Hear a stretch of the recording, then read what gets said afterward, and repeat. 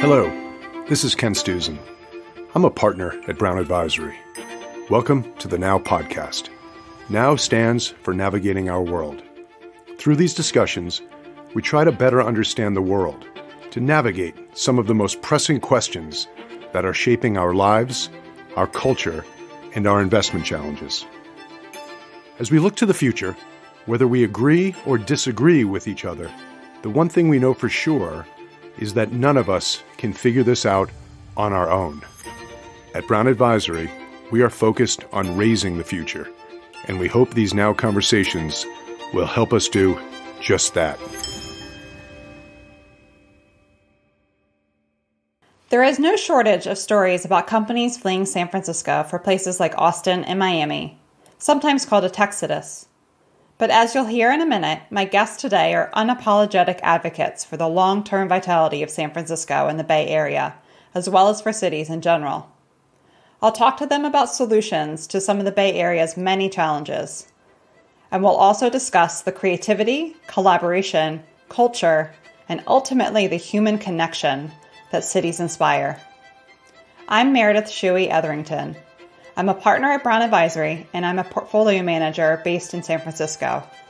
I wanted to examine the question, as we come out of the pandemic, can the Bay Area keep and even grow its identity as ground zero for the innovation economy? I'm thrilled to have the chance to explore this question about the future of the Bay Area, this place I love, with two thoughtful experts. Fred Blackwell, the CEO of the San Francisco Foundation, and Craig Young, the Managing Principal of Tidewater Capital. Stay tuned after my conversation with Fred and Craig. I'll talk with my colleagues Amy Hauter and JJ Baylin about the implications for investors and some of the ways that we are investing in the future of cities for our clients.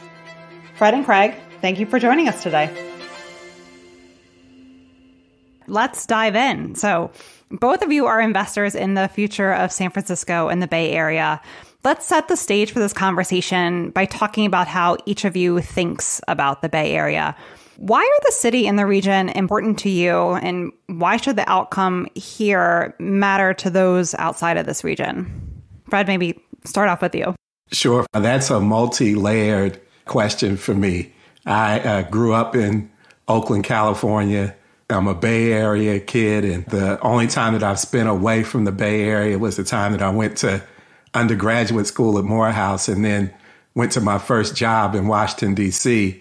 It was a particularly bad winter that year, and the first time I had to shovel snow to get to work, I decided it was really time for me to come back to the Bay. So the Bay represents to me home. Most of my career since I've been back has been about improving this place where we live and work and play. It's a dynamic place. I love the topography. I love the diversity. I love the climate. And for me, the Bay Area just represents a place where all things are possible. We look around and we just see nothing but abundance and opportunity. But that doesn't necessarily apply to everyone in the Bay Area. And so I think that given our history around being innovative, the diversity that we have here, the Bay Area also represents to me a place where if we can't get it all right here, where can we get it right becomes the question. One of the things that I love about the Bay Area is that it's the opposite of Las Vegas.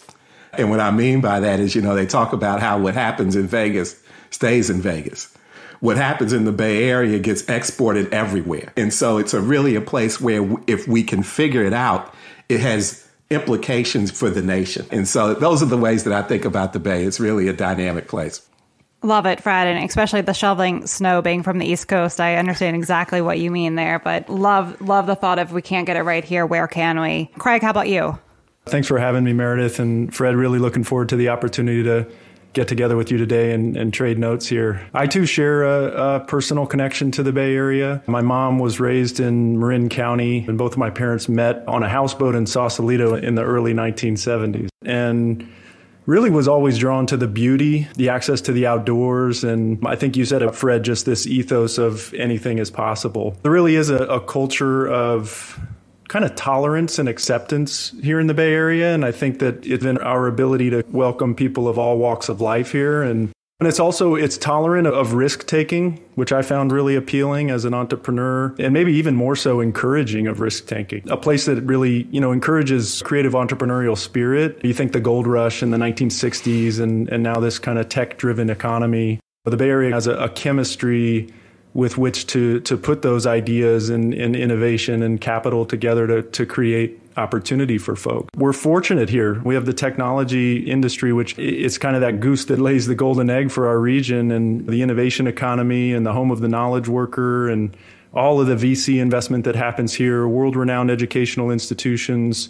And the result is this phenomenal job growth and this economic engine that's really the envy of a lot of municipalities across the globe. And I think the challenge that we see, as Fred alluded to, is how do we meet the demands of that regional expansion and the issues that come along with that, traffic and homelessness and inequality and mega commutes and grossly undersupplied housing market. So in a lot of the ways, we have a responsibility here, because the world is looking to us to see, how is the Bay Area going to deal with its own challenges, and perhaps being able to extrapolate some of those solutions to other parts of the nation and the world.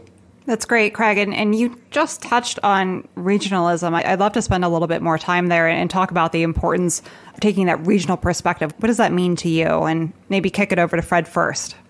Yeah, that's a great question. And we're called the San Francisco Foundation, but we have a regional footprint in the Bay Area, which means that we do a lot of thinking about the region. And I think the one thing that's really important, and Craig alluded to this, to understand about the region as a unit of analysis, is that whether it's housing, transportation, jobs, criminal justice reform, these are all issues that do not conform neatly with jurisdictional boundaries. People may live in one place, work in another, worship in another, get their hair cut in another part of the Bay Area. People definitely experience the San Francisco Bay Area as a region. And so if we're not trying to tackle problems and take advantage of opportunities with a regional frame, we're really missing the boat. Great, Fred. Thank you. Craig, how about you? I think Fred hit the nail on the head. For us at Tidewater, regionalism is a cornerstone. We're investors and developers with a geographic focus in the greater Bay Area here. We invest across product types. Think office, residential, retail, industrial. We just opened a hotel in Oakland recently, and I joke, but the new tagline is we do everything from hotels to homeless shelters. But I think getting to this region, many of the issues that we face are just too large and complex for a single city to address on its own. Housing, for example, a regional approach is critical. And San Francisco often takes the blame for kind of the underproduction of housing and the incredibly high cost of living, and the critics will point to the complex planning and approval process. But San Francisco has actually really stepped up its production of housing in recent years. And we can't just rely on one municipality to solve these problems. It spans jurisdictions, as Fred alluded to, and we need our housing production to catch up with the job growth metrics that we have. And the only way that we can do that is if we plan and produce region-wide, as opposed to relying on a single city to try to solve the problem. I'd love to maybe switch gears a little bit and thinking about the last year that we've all experienced and really focusing on the city here. The pandemic really has been disastrous for many of the most vulnerable members of our community. And what we've seen in the aftermath of it is it's really led to this K-shaped recovery where some of us has rebounded, but many of us have not. And really where our income and our wealth inequality has widened from levels that were already significant. So, Fred, I'd love to hear, how does developing strategies for the most vulnerable really help all of us? Thank you for that question. At the foundation, maybe about 5 years ago, we developed a new North Star that was really focused in on achieving a greater degree of racial equity and economic inclusion at a regional level scale. And we did that because what we saw was that the rising tide was not lifting all boats. And that while there, as I said before, has been a tremendous amount of wealth and income and prosperity that's been generated here in the Bay Area, it hasn't touched everyone. And for far too many people, they either feel left out or actually left out based on things like their family's economic status, their race and or ethnicity, or something as simple as their zip code that they grow up in. And so being responsive to that reality has been something that's been important to us, and we developed the North Star around it. Our point of view here is that in a lot of ways, we think that meeting the needs of the most vulnerable among us is a ethical and moral imperative. But we also view it as an economic imperative. When we think about what it takes to be competitive as a nation, as a state, as a region, it really requires that all of us have the ability to contribute. I think we often think about, in this society at least, a kind of scarcity approach to this, and meaning that one community's gain has to necessarily be another community's setback.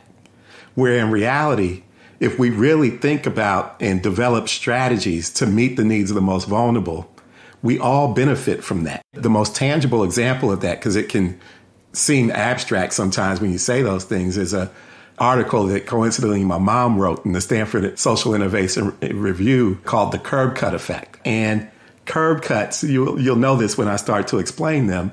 There, if you go to any intersection in the Bay Area, what you'll see is that in that intersection, there's a part of the sidewalk that goes down to the street. And curb cuts came out of the advocacy on behalf of people with mobile disabilities so that they could get from one side of the street and kind of engage in the public sphere just like everybody else. And if you just were one day to sit back and look at who's using curb cuts nowadays, you'll see a mother with a baby carriage. You'll see a lawyer with a suitcase full of briefs. You'll see a catering company that's running from one job to another. You'll even see people who have no mobile impairments whatsoever get irritated when they can't get access to the curb cuts. Curb cuts are the perfect example of how when you meet the needs of the most vulnerable, everybody benefits. And you can take that concept and apply it to all kinds of things. So, for example, if you find a police department that acknowledges that Black Lives Matter, I guarantee you that's a police department that treats everybody with dignity and respect. I absolutely love that, Fred. The curb cut effect to me is just an amazing visual, how you just laid it out, thinking about all the people who are benefiting and realizing that when you are thinking about the most vulnerable, the solution in itself just helped so many more people. It really helped everybody. And I just absolutely love that example. Kudos to your mother for writing the article. So let's talk about housing. And Craig, you've touched on this a little bit when we were talking about regionalism. Would love to come back to it, though. Obviously, this is a critical issue, as it is for many urban areas, but very much here in San Francisco. So would love to hear from you. What will it take and from which stakeholders to create a viable long-term solution to the housing crisis that we see here? That's a tough question. It's a multifaceted issue. And if I had a magic wand to wave to help address it, I would. I wish it was that easy. But the reality is we've consistently underproduced housing state and region wide for decades here. And at a really basic level, a functioning housing market needs to produce at least one housing unit for every new household that's formed. And in California, since 2010, we've produced 74 units of housing for every 100 households that have formed statewide. Since 2010 in San Francisco, the number's even lower. We've only produced 69 units of housing for every 100 households that have formed during that time. Another way to look at it is how many jobs are we producing relative to how many housing units are we producing? And at the state level, since 2010, we've produced about 4.5 jobs for every housing unit that gets delivered. The net effect of that is just rampant demand for a limited supply of housing product. And that does a couple things, right? It drives up occupancy rates. It boosts rents so that we have the highest cost of living in the country. And it displaces people. It moves folks that can't otherwise afford to live in these housing units to places that are further afield. So I think it's 6 or 7% of San Franciscans have a mega commute, which is a commute of over 90 minutes. So this is kind of the issue at hand. And I think there's a couple things to think about related to the solutions and maybe how to address it. Policy is a big, obvious one. The legislators here have just made it too easy to prevent housing from getting built. The NIMBY movement, the Not in My Backyard, this is a bastion of that sort of approach and has done a great job in preventing housing to get produced. At the state level, I think to their credit, they've worked really hard over recent years to help correct some of this legislation. But at the end of the day, there's a lot of vested interests that are fighting housing production. The second big one is just the cost of construction. It's just way too expensive to build here, and there's a ton of different reasons why that is the case. We need more investment in emerging construction technologies. The hotel that I mentioned previously, we built with modular construction. So the hotel rooms were actually built in Pocatello, Idaho, in a factory, put on a flatbed truck and driven to Oakland and then lifted into place by a crane. So that's like a new approach that saves time and money and will allow us to produce either units of housing or in this case, a hotel quicker than we otherwise would. And then finding ways to incentivize market rate production of housing. Every unit of housing that is produced helps address this shortage. Developers can help foot the bill. We can help with producing affordable housing through inclusionary housing policy, where we're required to build a certain number of affordable units when we build a new market rate project. This is, I think, particularly important going forward, just given what we're looking at state and local tax revenue projections. And there's not going to be as much subsidy available in the near term to help produce affordable units in the same way that we have in the past. So really relying on the private sector and saying, okay, you want to build that 200 unit apartment building, 10, 15, 20% of those units need to be dedicated, permanently affordable for, let's say, those making 50, 55% of the area median income. That's an example of inclusionary housing policy that helps to deliver housing across all income levels.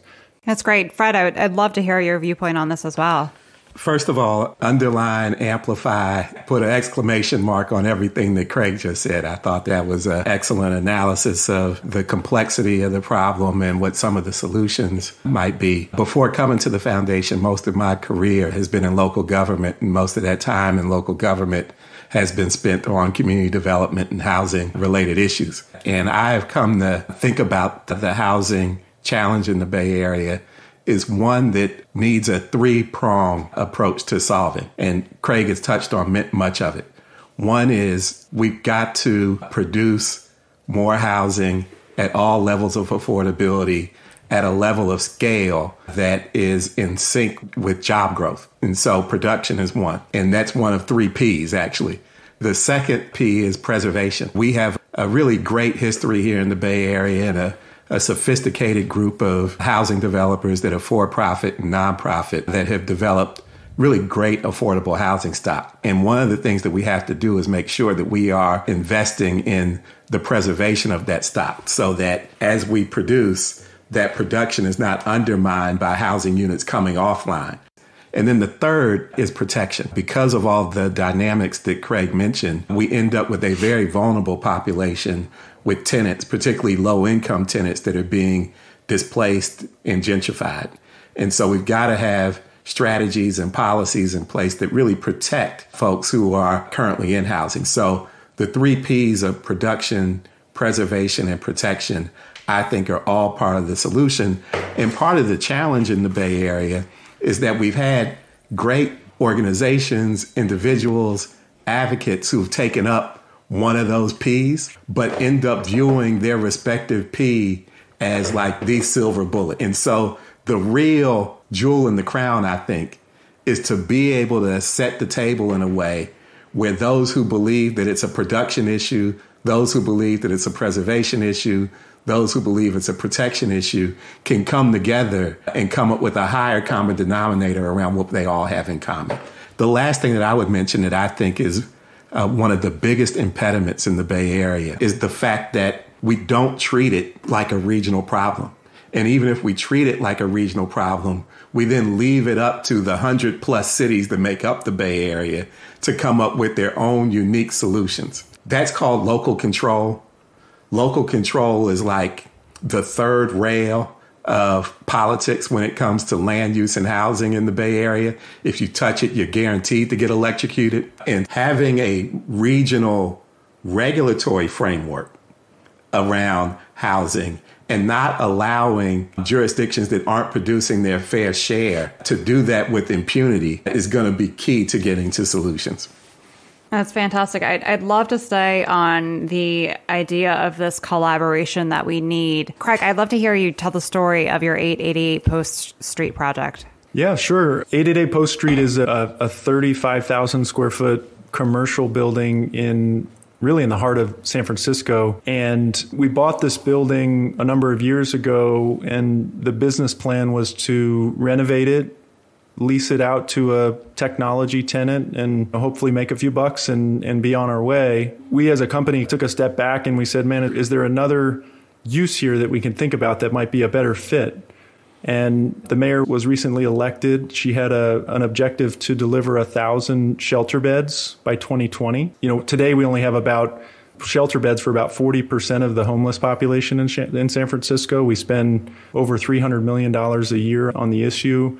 We have roughly the same number of homeless in 2019 that we did in 2002. So it's just been an intractable issue that we've had a real hard time approaching. And we said, well, is there a way to kind of adjust the use here, try to form a public-private partnership, which we've done in the past, and we think it's a really good tool for kind of addressing some of the thornier issues that are out there or more complex projects. The city partnership and the private sector partnership, just when done right, can be a really beautiful recipe and can create a lot of outcomes that are really positive for many stakeholders. We went to the mayor, we went to the local supervisor, and we said, we have this vision of creating a shelter here on this site. And they mentioned that there was a particular population of transitional aged youth, so homeless youth aged 18 to 24 that happened to be concentrated in this part of town. And so collectively, we came up with a vision to convert this commercial building into temporary housing for the transitional aged youth to come off of the street and get a place to rest their head, case management services, housing navigation services to help them get reintroduced into society, health services, advocacy, and then on the ground floor, there was going to be job readiness and training programs that would ultimately lead to employment with a view towards permanent housing. We came up with this idea. We got the city behind it. We engaged with the local community to get support of those that live, work, and play nearby. And we put this project together and we ended up building it and opened it about 30 days ago. And it's a real feather in our cap in so much as it's a partnership with the city. And it's, in our view, perhaps a nice case study for something that could be replicated, not just in San Francisco, but in other parts of the U.S. and places that have issues with the same challenges around homelessness. Thank you. It's a fantastic project, and would love to hear a little bit more of your thoughts on how can a type of development like this really get scaled? It's tough. I think, the problem is we're fighting against the market, right? The market here would have said, just go lease it to the technology company and sell it and turn the dollar and on to the next one. Incidentally, here, we ended up having a great financial outcome for our investors as well. It was a true win-win. So I don't know if there's like a simple answer, but for investing in the relationships and the partnerships that are going to create these opportunities in San Francisco, but elsewhere, I think as well. It's a nice example that can be ported over to other markets. When I hear, Craig, you talk about that story, it reminds me of the African proverb that we've all heard: if you want to go fast, go alone. If you want to go far, go together. This is a perfect example of that. And I think embedded in that proverb is the answer to the question around how you go to scale. It requires investors, employers, the public sector, elected leaders and bureaucrats. It takes labor. It takes the nonprofit world and philanthropy working together to scale the kinds of solutions that Craig is talking about. That is the way you get there. We cannot solve these problems in our own corners or under our own rocks. There's an element of duration that should be considered, like the idea of quarterly earnings and trying to just get in and get out. We're really fortunate because, one, we're local. The fact that I could even get in front of the decision makers at the city to be able to pitch an idea like this, that's from years of relationship building and work that goes into that. And if duration allows us to think in 20-year increments instead of 2-quarter increments, I think that's how we can get to scalable solutions as well. It's shifting the mindset around how quickly something has to happen versus how critical and how impactful could the solution be if we thought a little bit different. I'll have to tell you both, I got goosebumps listening to you with those responses. I absolutely loved it. Thank you. So Fred, kind of switching gears here a little bit, we experienced a reckoning with our legacy of racial injustice during the past year. Many people, including Brown Advisory, had important and difficult conversations about race. How do we take advantage of this opening so that as we think about the recovery from the pandemic, We do it in a way that incorporates this region's history around race and the opportunity that we have to create real solidarity around racial questions and challenges. Yeah, that's a great question. And for me, it starts with the arc of our experiences over the last year. It started with the health impacts associated with the pandemic, and very quickly how we saw the impacts not being experienced broadly, but very specific populations. When you looked at who was getting sick, who was dying, it was disproportionately Black and brown folks, and Black and brown people on the kind of lower end of the economic scale. Then as we went into sheltering in place and quarantining, and we saw the impacts of that on the economy, you saw yet another phenomenon where people of color and low-income folks were being disproportionately impacted once again. And then you head into the summer, and just the multiple examples, with the crescendo being the murder of George Floyd, where you saw the criminal justice and law enforcement system disproportionately impacting certain communities. And what the summer highlighted for us is how our systems are producing differential outcomes based on race and class, particularly based on race. And so a lot of what we saw this summer in terms of the protests and the conversations were obviously in reaction to the public murder of George Floyd, but it was actually deeper than that. It was a frustration with multiple systems that really needed a reckoning when it came to race. And I've been working on these issues my entire career. I've come from a family of activists around issues having to do with race and racial justice. And I have to say that the conversations that we've been having as a nation around race are conversations that I've never seen before. And at the same time, we still got Dante Wright just this week. And what that says to me is that the conversations are important, the statements are important, but we all have to work every day to make sure that the circumstances, the situations that we're seeing now are not the same things that we are having to talk about, having to respond to in the future. Our discomfort has made us avoid the conversations, and avoiding the conversations has gotten us to where we are today. Yeah, I think it can be so difficult to really lean into that discomfort. I'm glad that we have had these challenging discussions and really hope that they do continue. One of the things I think about is how do we speed up that change, and then how do we make it stick so that the future is different from here?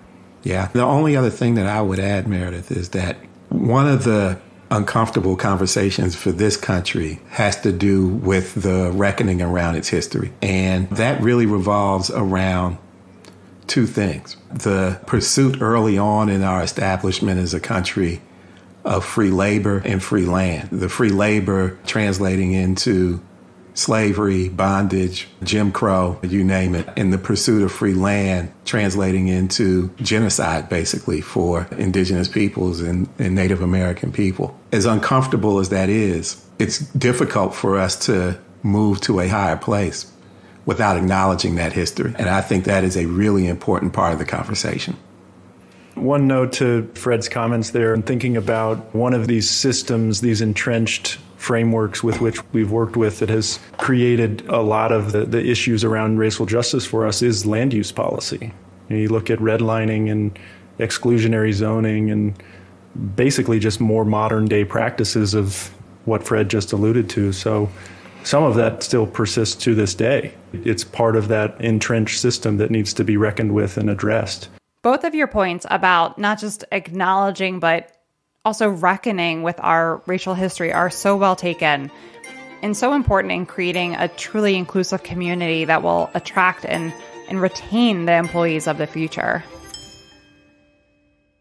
Craig, there has been what seems like endless discussion around a texodus of companies that are leaving San Francisco and California more broadly for places like Austin and Miami. If we look at the dollars that venture funds have invested in startups in 2020, which was a record year.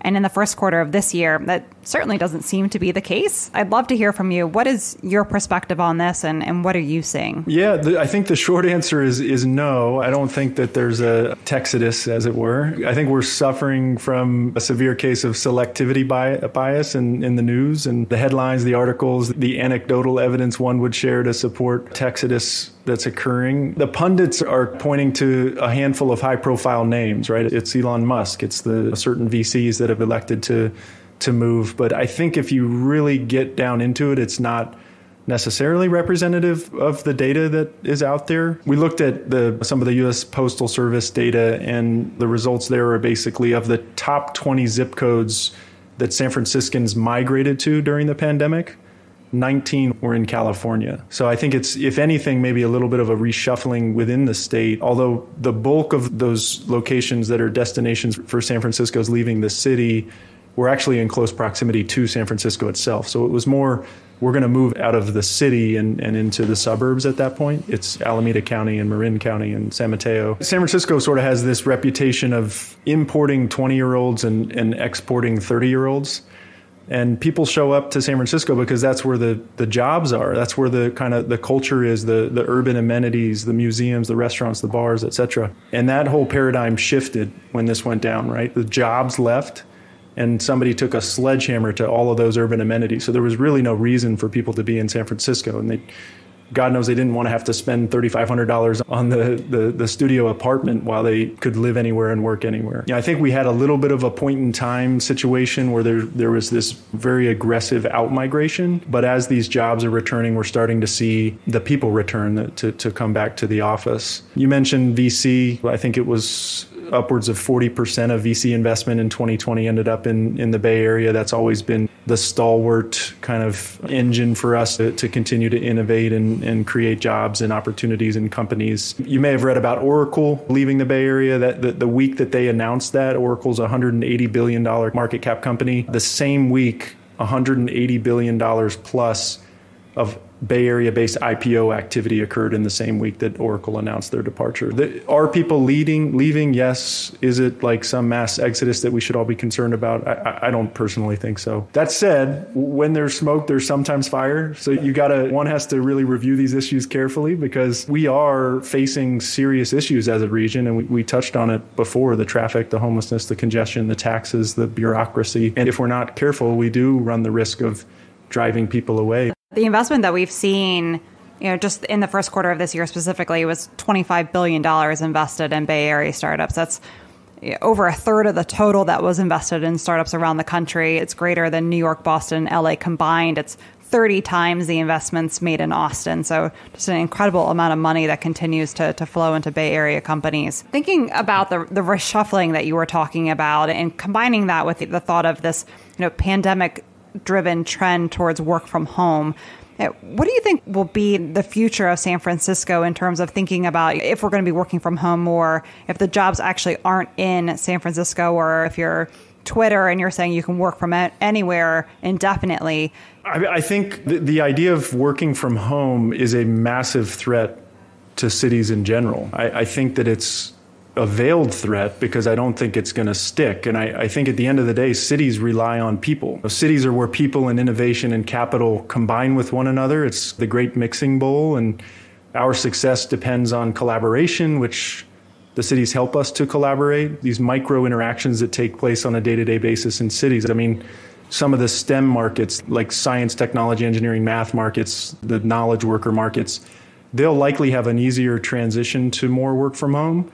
But it's not a binary outcome. I think what we're really talking about is more your share of the work week that you're in the office versus working from somewhere else. And I think in that way, yes, we may have a 3-day or a 4-day work week in the office, but the counterbalancing, the wind blowing in the other direction is you're going to need more space per employee. You're going to have a situation where people are leasing more space. There's still more activity in the cities because people are coming in for 3 or 4 days a week, but the amount of space that you need per employee is going to grow. So the net effect on the office market is to be determined, but we definitely don't think that there's an en masse move to never coming into offices again, which obviously would be hugely negative impact to cities in general. I think the other thing, just with regard to work from home quickly, it erodes culture. It leads to productivity loss. You can't train and hire new people effectively. And I think the great irony of this whole experiment that we went to was we had more meetings. You could communicate with people across the globe, and yet we all felt more isolated and less connected with one another. I'm really looking forward to being, back in the office. We're headed back this month and rolling in over the course of the early summer here, coming into the summer. But cities aren't going anywhere. That's my view. I agree with Craig. Cities are places where people and businesses coexist with one another with a high level of density. And that density creates ecosystems and networks that allow for quick and easy exchange of ideas, information, culture, products, the list goes on and on. And the value add of San Francisco specifically is the epicenter of activity in the region will become more clear. They will be different, but we rely on the ecosystems and the networks that exist within cities to innovate, to support economies. Well said, Fred. Yeah, here. As a last question, would love to hear from both of you. What gives you hope? What gives me hope are young people. The level of dissatisfaction with the status quo that has been displayed over the last year, that display of dissatisfaction has happened with a spirit of kind of solidarity is what gives me hope. And so I'm inspired by them. And I think that as they grow and become leaders in the workplace, leaders in politics, leaders in the nonprofit space and community space, we're going to be better off because of it. How about you, Craig? I hope that we can go back to embracing the spirit of human connection, because I'm just so skeptical around technology. I've got 2 young girls, and we do everything we can to try to keep them off screens, but it's very hard. And I think that spirit of human connection and the realization through this process that our species and the evolution of our species is really as social animals, and we have a thirst for an authentic human connection with others that I think oftentimes is really clouded through the use of technology. And so my hope is that we can get past Zoom, get past these distributed work models, and get back to being humans again and connecting with one another. So I'm hopeful to be back together in person with those that I love and folks that I want to spend time with. Fantastic. Fred and Craig, I just want to thank you both for joining us today. It was certainly just such a treat for me to hear both of your perspectives. So thank you both. Fred, I feel like we've met in another life, perhaps, somewhere along the way. So. Possibly. Thank you for having us. Thank you for having us. Yeah, thank you for having us. I will be back in a minute to chat about some investment takeaways. I've been thinking about my conversation with Fred and Craig, and specifically about the investment implications. I called up 2 of my colleagues who I knew would have interesting insights, Amy Hauter and JJ Baylin. Amy is the head of Sustainable Fixed Income. Hey, Meredith. And JJ manages the real estate investments that we make for clients. It was a very fun conversation. I appreciate you doing it. Learned a lot. I'm thrilled to be sitting down with you, and I'm really excited to hear your thoughts and put the conversation of the future of San Francisco through the lens of an investor. Both of you think a lot about and invest in the future of cities. So maybe we can start by what struck you most from my conversation with Fred and Craig. Sure. I'm happy to take that first. From my perspective, it's definitely how grossly undersupplied the housing market is in the San Francisco Bay Area and how interconnected that is amongst many other challenges they face while experiencing such rapid job and economic growth. And while the growth is great, it can definitely lead to vulnerable populations being disproportionately affected by that growth, and really underpins a lot of what Fred and Craig alluded to in terms of the programs that need to be created and implemented to really help support the growth in many areas. I picked up on that too. The housing shortage in California seems to be representative of what's going on across the country. Craig threw out the stats on how many housing units were produced for every new job created.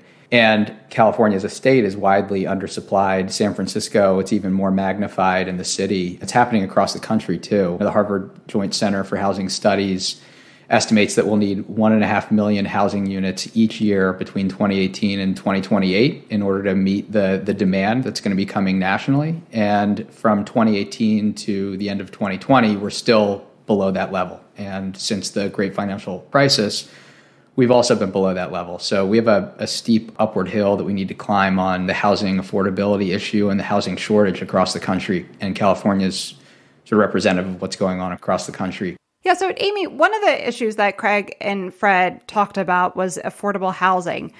You're a bond investor. You manage a fund focused on sustainable outcomes within municipal entities. One of the impact areas you look to support is affordable housing and supporting underserved populations. I'd love to hear from you. Have there been any emerging programs that you have seen across the country or directly in San Francisco that help address the critical issues of homelessness and affordable housing?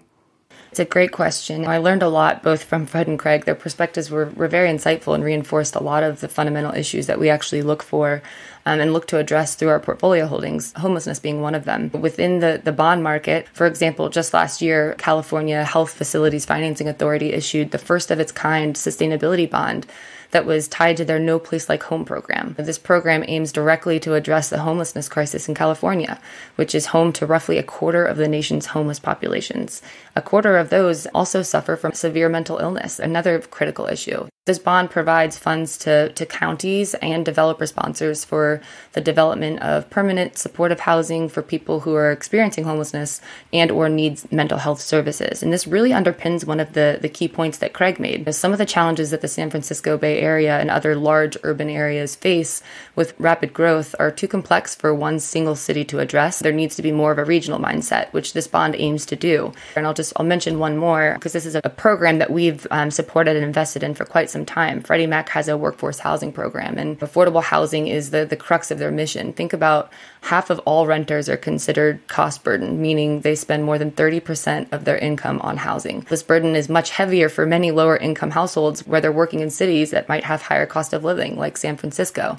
So this program is designed to help essential service workers like teachers, police officers, and firefighters, and others who generally have lower average medium income to be able to live in the communities in which they serve.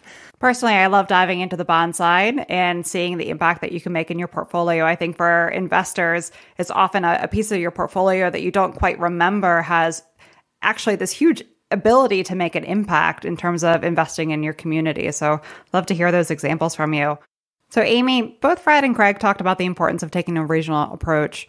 What are some investment opportunities you see that help provide capital to help some of the interconnected challenges that the Bay Area faces? They highlighted a lot of challenges that comes with regional growth and phenomenal job growth and economic expansion, but a few other ones outside of just affordable housing that come to mind and that they mentioned is mega commutes and traffic, which is also very correlated to the challenges of affordable housing and the grossly undersupplied housing market. Through our investments, we also look for investment opportunities in other sectors that can also help support some of these challenges. So for instance, in public mass transit opportunities that are helping to provide solutions to remedy these challenges specifically, the San Francisco Bay Area Rapid Transit is a great example and are also one of the leading municipal green bond issuers. But they're also an absolutely essential transportation system to the Bay Area. They use mass transit services using an electrified railway that provides a low-carbon alternative to automobile travel. But most notably, one of their most recent green bond deals includes various planned projects to make mega commutes and cutting down on traffic even more sustainable, which includes extending certain lines to the Silicon Valley, which will provide an alternate to driving in two of the most congested highway corridors in the Bay Area. Also, another project is the Transbay capacity relief, which will increase peak hour capacity in San Francisco by 40%.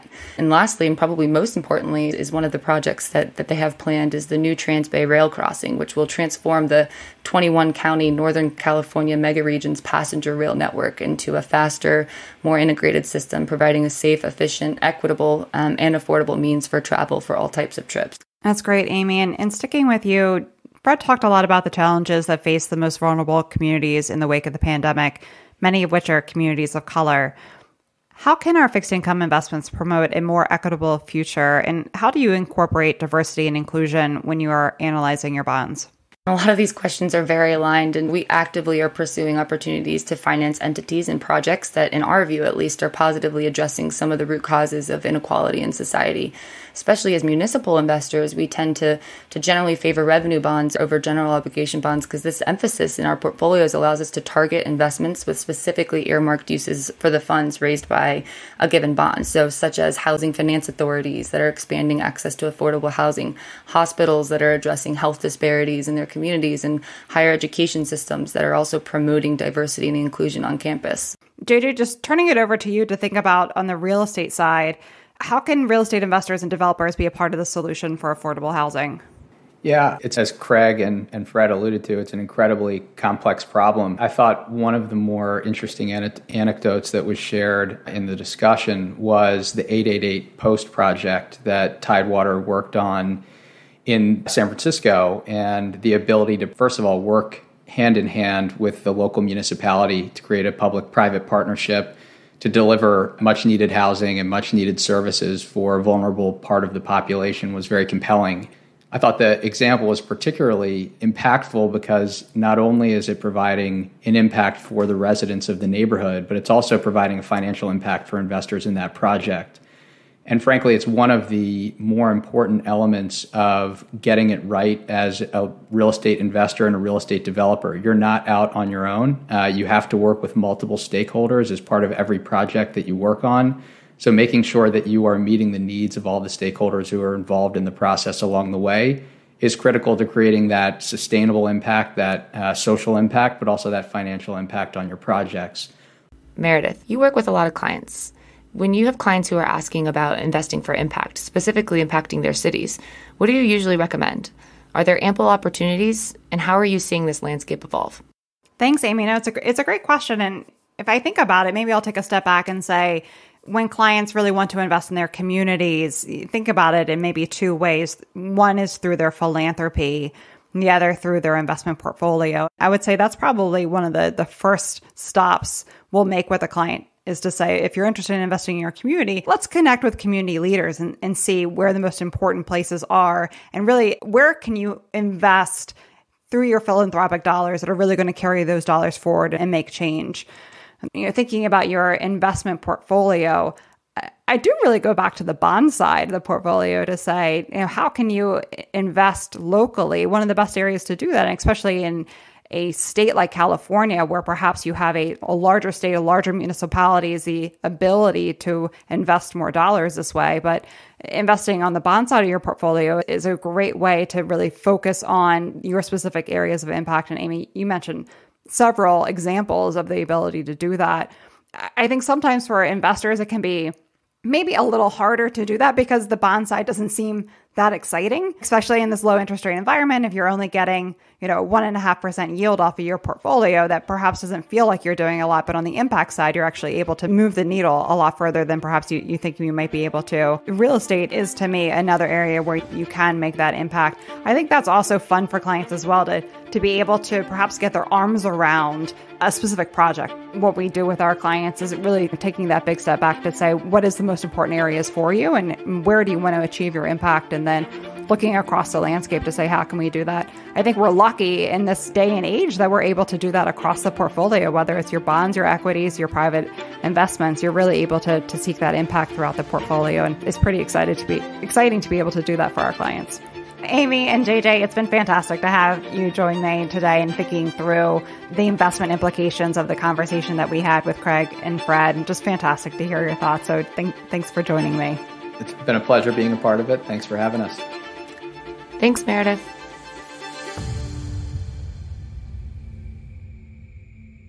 Thank you again for joining us as we continue this effort to seek out insights that help us understand our rapidly evolving world. If you enjoyed listening, we encourage you to subscribe to the podcast.